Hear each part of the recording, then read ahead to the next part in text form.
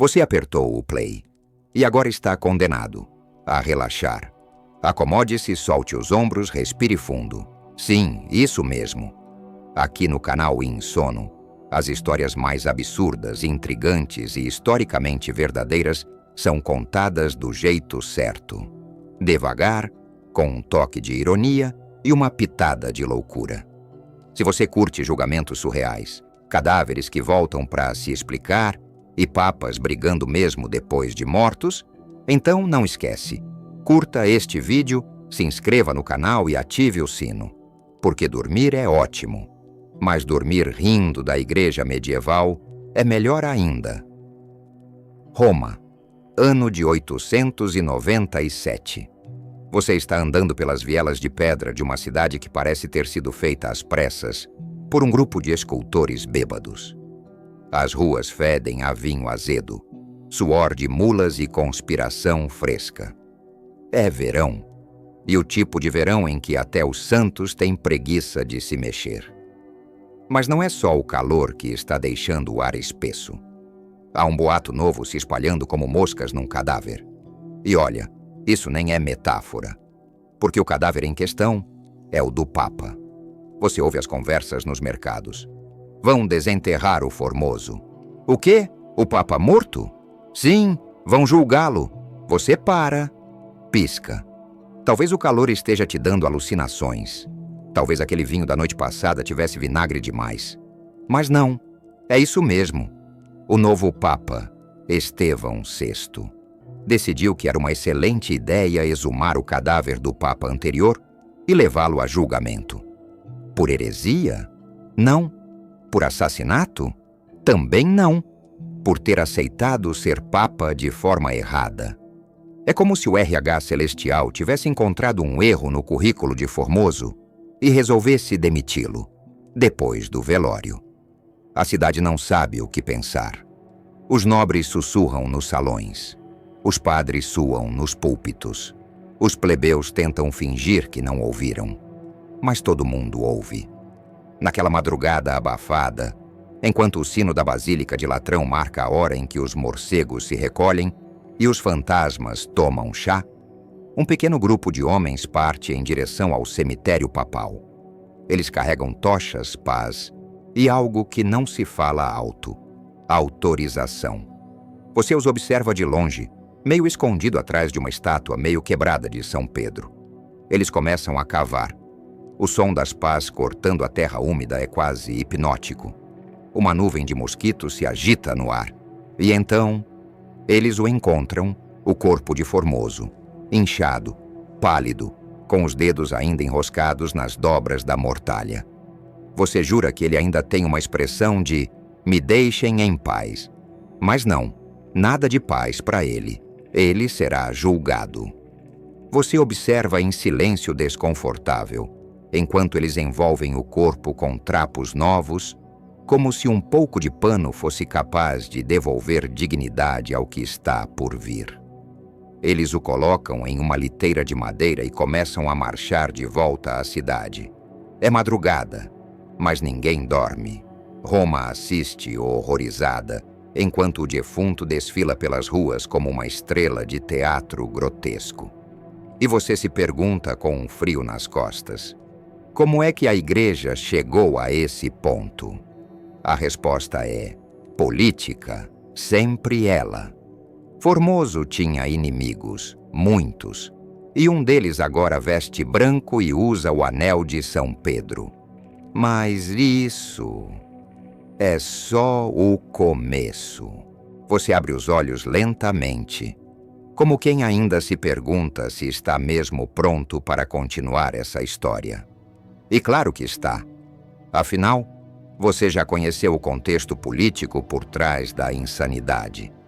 Agora prepare-se para entrar nos bastidores da preparação para o evento mais surreal da história da Igreja Católica, com direito a marionetes, vingança e o que possivelmente seria o primeiro exemplo de necroinfluência clerical. Tudo começa com uma carta. Não uma carta qualquer, mas uma daquelas bem dramáticas, com selo de cera, escrita por mãos nervosas e muito provavelmente suadas. O Papa Estevão VI, que, honestamente, parece ter tomado decisões como se estivesse jogando um RPG histórico e perdido uma aposta. Convoca o clero, os nobres e quem mais estivesse curioso o suficiente para testemunhar o que ele chamaria de justiça divina. E você, claro, estaria lá. Não porque tem sede de vingança, mas porque, convenhamos, seria muito difícil resistir ao convite para ver um cadáver em julgamento. Agora imagine o cenário. A Basílica de São João de Latrão, em Roma, sendo preparada como se fosse para um grande espetáculo. Só que, ao invés de estandartes e incenso, celebrando um novo Papa, temos ferreiros trabalhando com pregos e cordas para manter o corpo do falecido Papa Formoso minimamente apresentável. Os monges estão nervosos, tentando esconder a náusea com cânticos. E alguém, em algum canto, ainda discute se deveriam ou não empalhar os dedos do cadáver para que parecessem menos enrugados. Sim, é verdade. O corpo de Formoso já estava enterrado há cerca de 9 meses. 9. O cheiro era o tipo de coisa que, segundo relatos da época, fazia até os ratos reconsiderarem sua presença. Historiadores ainda discutem se o corpo foi embalsamado ou apenas exumado, como veio ao mundo pós-morte. O que, sinceramente, é um debate que ninguém pediu, mas que agora você não consegue parar de imaginar. Para o julgamento, o cadáver é vestido com as vestes papais completas: mitra, estola, anel, como se isso fosse ajudar em sua defesa. E aí entra a figura mais estranha de toda essa história: o diácono que foi incumbido de falar em nome de Formoso. Isso mesmo, alguém foi designado para representar o morto. Com uma voz vacilante, ele recita os argumentos como se estivesse jogando xadrez contra uma parede. Enquanto isso, você observa as expressões das pessoas ao redor. Alguns estão claramente arrependidos de terem vindo. Outros tentam, com dificuldade, manter a compostura como se julgamentos de cadáveres fossem a nova normalidade. Até quem cochiche algo como: pelo menos é mais interessante que o sermão de domingo passado. Do lado acusador, o Papa Estevão VI esbraveja com a autoridade de quem claramente levou uma crítica pessoal do falecido. Ele acusa Formoso de ter aceitado o cargo de bispo em 2 cidades diferentes, o que, tecnicamente, era ilegal, segundo o direito canônico da época. Mas julgar isso 9 meses depois da morte parece, no mínimo, uma medida extrema, e você não consegue evitar pensar que tudo isso poderia ter sido resolvido com uma boa carta de repúdio. Um fato curioso: há registros que indicam que o público presente oscilava entre o choque, a incredulidade e a pura curiosidade mórbida. É como se todos soubessem que estavam diante de algo que entraria para a história, ainda que ninguém soubesse exatamente como reagir a isso. Um cronista anônimo chegou a descrever o momento como o dia em que a razão tirou férias e levou o bom senso junto. A sessão dura horas, votos são emitidos, discursos são proferidos e o corpo de Formoso, amarrado a uma cadeira como se pudesse escapar, permanece impassível. Ao final, o veredito: culpado. A pena? Todas as ações papais de Formoso seriam anuladas. Ele seria despido de suas vestes sagradas e, como cereja no bolo de insanidade, seu corpo seria jogado no rio Tibre. É nesse ponto que você, espectador do impossível, começa a sentir o peso da história. Não só pela bizarrice, mas pela tragédia silenciosa por trás dela. Porque, em algum nível, esse julgamento revela algo muito humano: o medo do legado, a tentativa desesperada de controlar a narrativa, mesmo que isso signifique conversar com cadáveres. E talvez o mais bizarro não seja o que foi feito, mas o que foi permitido. O silêncio cúmplice daqueles que assistiram, a obediência cega dos que organizaram e a falta de alguém, apenas uma alma sensata, para dizer: ei, talvez não devêssemos julgar um defunto hoje. Mas, claro, isso seria pedir demais para o século IX. Depois do julgamento, você pode imaginar o clima não era exatamente de festa na Basílica de São João de Latrão. Se já era difícil engolir um cadáver julgado como réu, agora a Mendours ainda faltava lidar com as consequências práticas. E digamos que, para a Igreja, isso significou um caos do tipo: quem quer puxar essa história para o lado político sem parecer maluco? O corpo do Papa Formoso, despido de suas vestes sagradas, foi jogado no rio Tibre. Isso mesmo, um ex-papa transformado em uma espécie de peso morto no rio mais emblemático de Roma. E como se jogar um cadáver no Tibre não fosse suficiente, contam os relatos que o corpo não se afundou direito. Para os romanos da época, aquilo virou um sinal, um presságio esquisito que ninguém queria interpretar, mas todo mundo olhava com um misto de medo e nojo. Essa bagunça não passou em branco.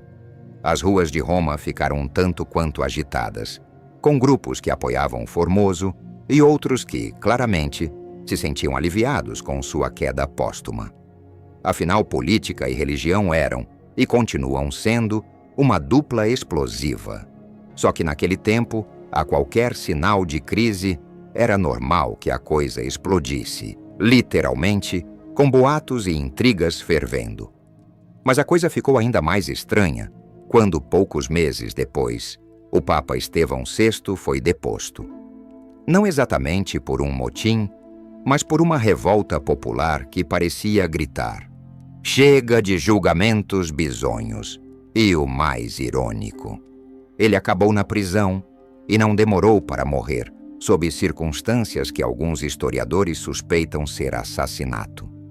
É como se o universo tivesse resolvido fazer justiça com as próprias mãos. E aí você pensa: será que isso é só uma loucura isolada na história da Igreja? Ah, meu amigo, é só o começo. O que aconteceu com o Papa Formoso entrou para os livros como uma espécie de aviso mórbido e um lembrete incômodo de que poder, medo e superstição podem criar os espetáculos mais insanos da história. De volta à Basílica, com o corpo de Formoso desaparecido no Tibre, o clero tentou virar a página. Mas o julgamento do morto havia deixado uma sombra tão grande que reverberaria por anos. E como em toda boa história, essa também tem seu toque de ironia cruel.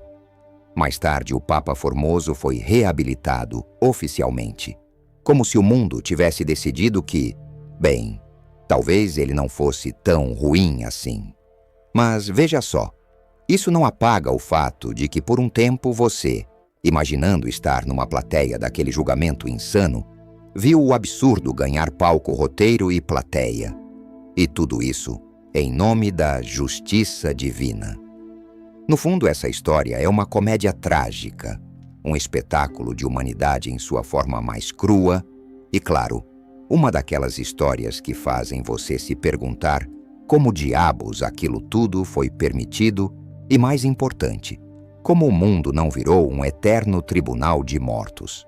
Então, antes de fechar os olhos e pensar que você já viu de tudo, lembre-se, o julgamento do Papa morto está aí para te lembrar que, quando o poder encontra o medo, até os mortos podem ser chamados a prestar contas. Mesmo que isso seja, no mínimo, um pouco absurdo. Agora imagine o que veio depois disso tudo. Você acha que a Igreja simplesmente varreu essa história para baixo do tapete, com aquela falsa elegância que só o poder sabe ter? Nada disso. O julgamento do Papa Formoso abriu uma ferida política que incomodou muita gente, tanto dentro quanto fora das paredes do Vaticano. Logo após o fim do espetáculo macabro, O ambiente em Roma estava tão tenso quanto um novelo de lã pronto para se transformar numa bola gigante de confusão. Muitos clérigos começaram a questionar o quão longe poderiam ir para preservar sua autoridade. Afinal, se um cadáver podia ser julgado e condenado, quem estaria realmente seguro? E mais importante, quem seria o próximo na lista? É aí que a história se torna ainda mais intrigante. O Sínodo do Cadáver, esse evento tão absurdo quanto fascinante, funcionou como uma espécie de aviso e um divisor de águas. Uma mensagem clara para os poderosos da época. E para todos os curiosos de plantão, como você, de que manipular o passado, mesmo que por meios nada convencionais, era uma ferramenta política poderosa. Mas o preço dessa ferramenta foi alto. A reputação da Igreja ficou manchada, pelo menos temporariamente. Historiadores apontam que a população romana passou a encarar a Igreja com uma mistura de medo e descrença. Um efeito colateral nada desejado para uma instituição que se apresentava como detentora da verdade e moral. E para você que está aí, imaginando toda essa trama como se fosse um roteiro de filme de terror, ou talvez de comédia sombria, a parte mais curiosa é pensar que, apesar de toda essa insanidade, ninguém teve coragem de desafiar o sistema. A obediência cega venceu a razão, e o absurdo virou norma, pelo menos por um tempo. Esse episódio ainda ressoa nos estudos históricos como um dos momentos mais estranhos e, sinceramente, hilários da Idade Média. Porque sim, é quase impossível não rir de nervoso ao imaginar um cadáver sendo julgado em público. Porém, também serve para nos lembrar que a história, por mais bizarra que pareça, é feita de pessoas reais, com medos, ambições e, claro, muita vontade de manter o controle a qualquer custo. Então, da próxima vez que você ouvir sobre julgamentos na Igreja, pense que o julgamento do Papa morto foi o pioneiro desse gênero. Um julgamento que mistura política, superstição e um toque de loucura humana. Tudo embalado num cenário digno de um filme de suspense, mas que foi real. E antes de seguir para a próxima parte dessa saga inacreditável, aproveite para refletir. O que essa história diz sobre nós? Sobre como lidamos com o passado? E até que ponto estamos dispostos a ir para preservar a narrativa que nos interessa? Agora que você já se acostumou com o surrealismo do Sínodo do Cadáver, prepare-se para um fato curioso que ilustra bem o clima da época. Sabia que, no século IX, o conceito de embalsamar um corpo era algo quase desconhecido na Europa? Isso mesmo. A maioria das pessoas era enterrada praticamente como vinha ao mundo. Ou melhor, ao pós-mundo. Isso explica, em parte, o estado do corpo do Papa Formoso quando ele foi exumado para o julgamento. Imagine só. O que para nós hoje soa horripilante, para eles era simplesmente normal.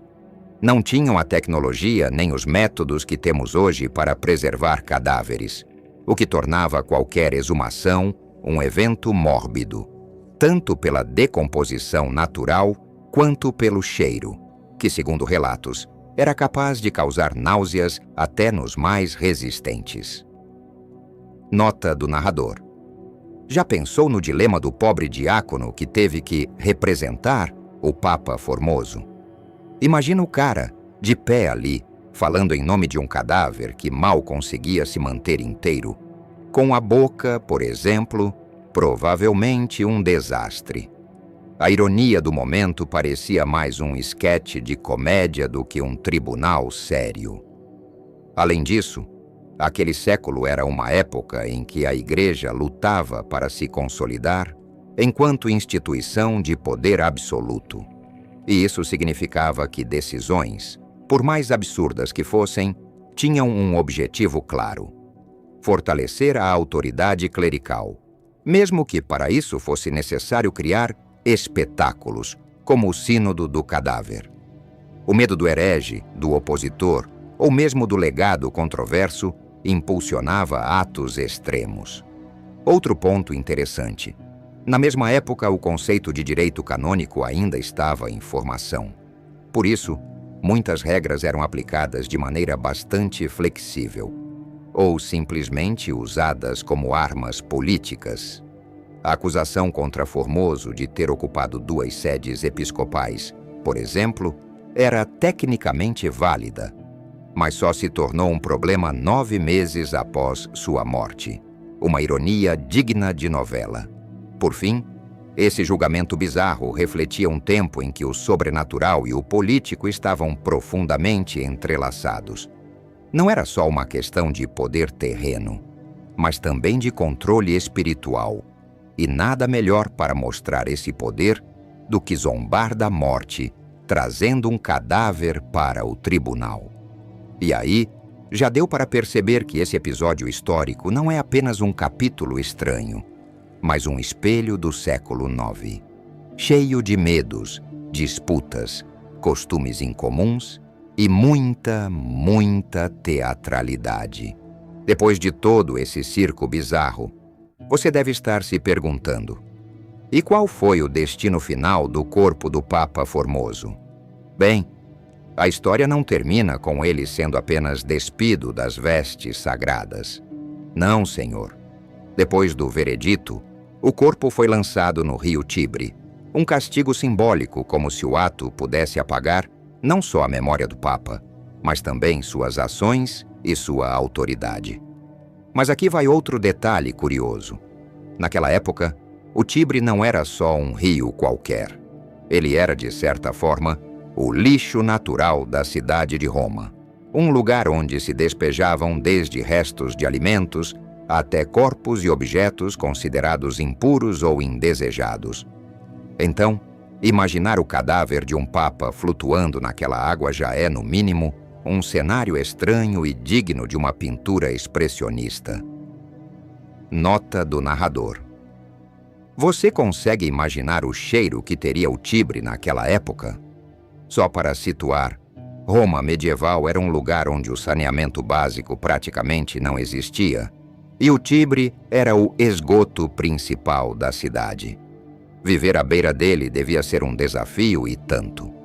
Mas o julgamento e a punição pública não foram suficientes para acalmar as tensões.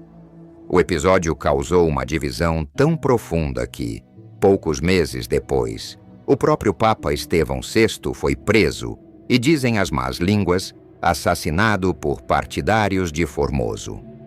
E essa é a cereja do bolo. O homem que organizou o julgamento do cadáver acabou tendo um destino muito parecido com o que ele impôs ao morto.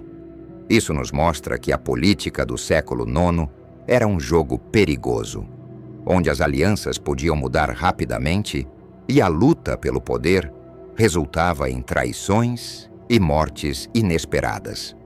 O Sínodo do Cadáver, além de ser um evento grotesco, foi também o palco de uma disputa feroz entre facções da Igreja, cada uma tentando garantir sua sobrevivência e influência. Outro fato que poucos sabem: o julgamento de Formoso não foi um caso isolado. Durante a Idade Média, houve outros eventos em que corpos de figuras importantes foram exumados para serem julgados ou desonrados, mas nenhum tão famoso ou tão bizarro quanto esse.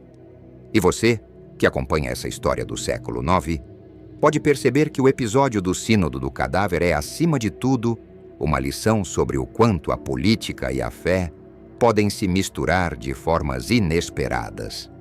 Às vezes com consequências trágicas, outras vezes com pitadas de um humor mórbido que só a história pode oferecer.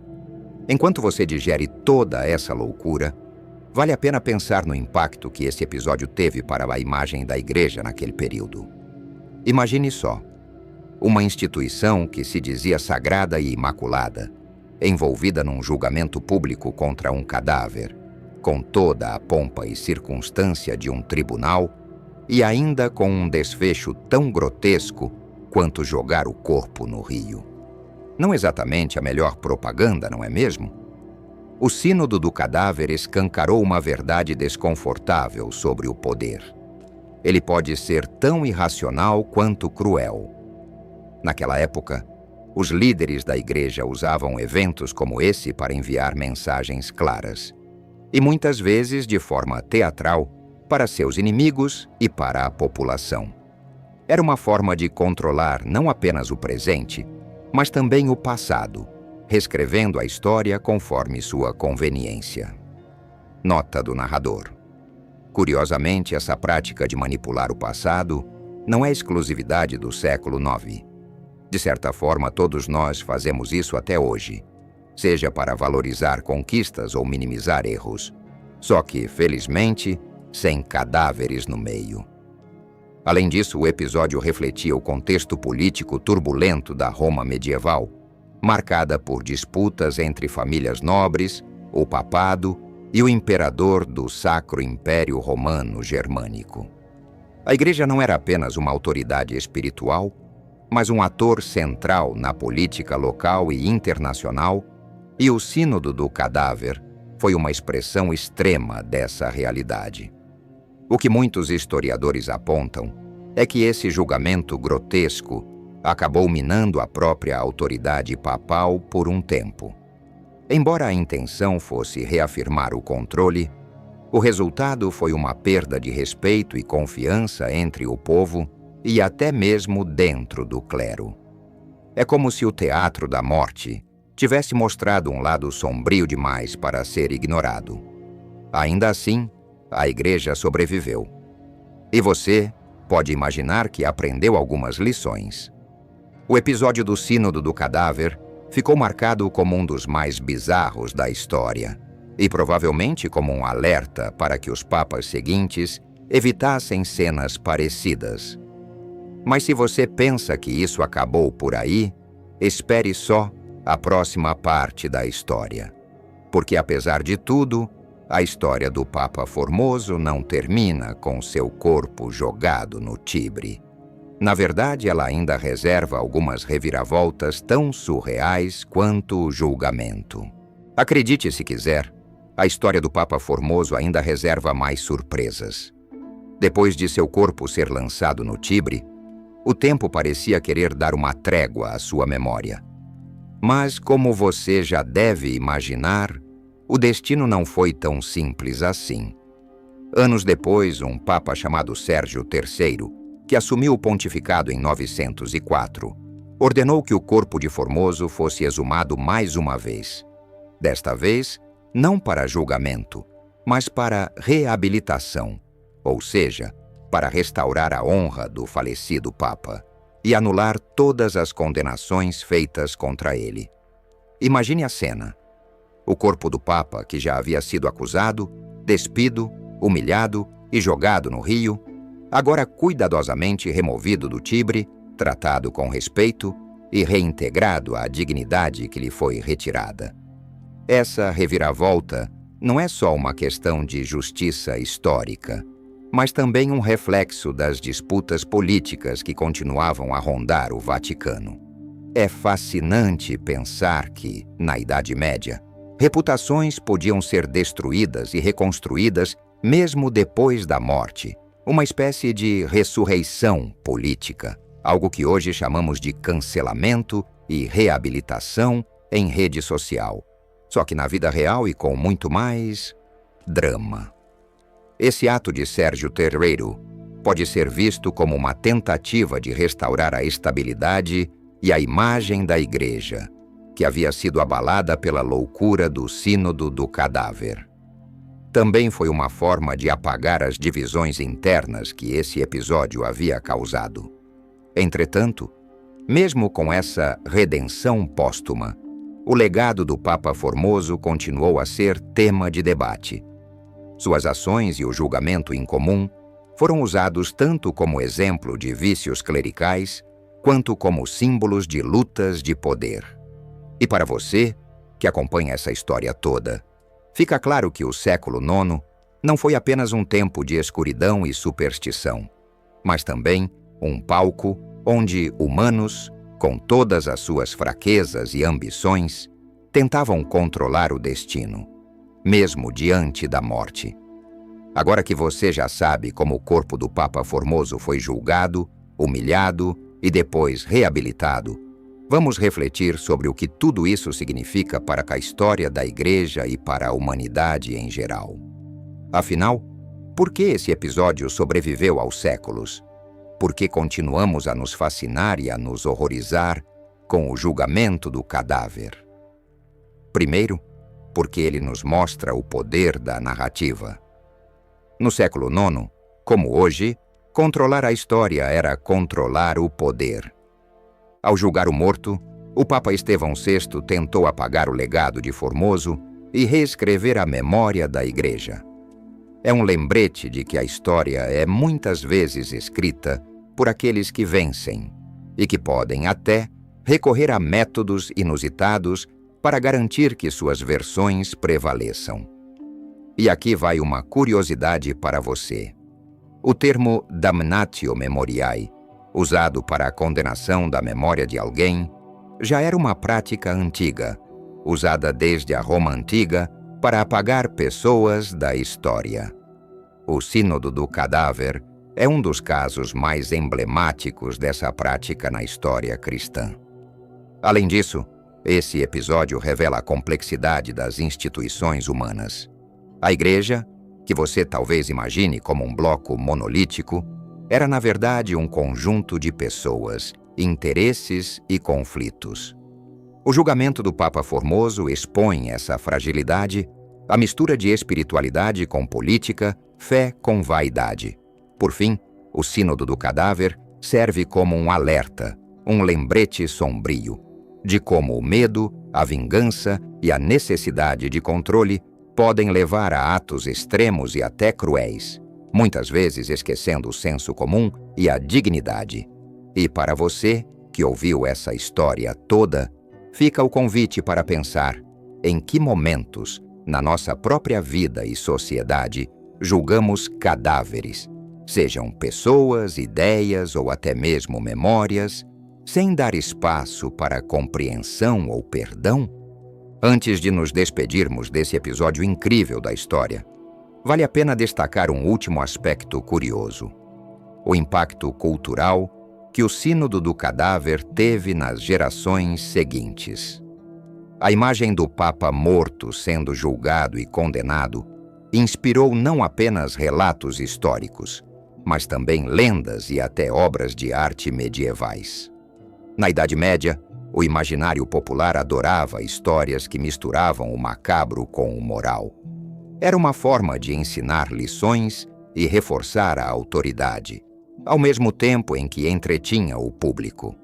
O julgamento do cadáver se encaixava perfeitamente nesse perfil, sendo contado e recontado em sermões, manuscritos e pinturas. Aliás, não é por acaso que a ideia de julgar mortos aparece em várias culturas de formas diferentes.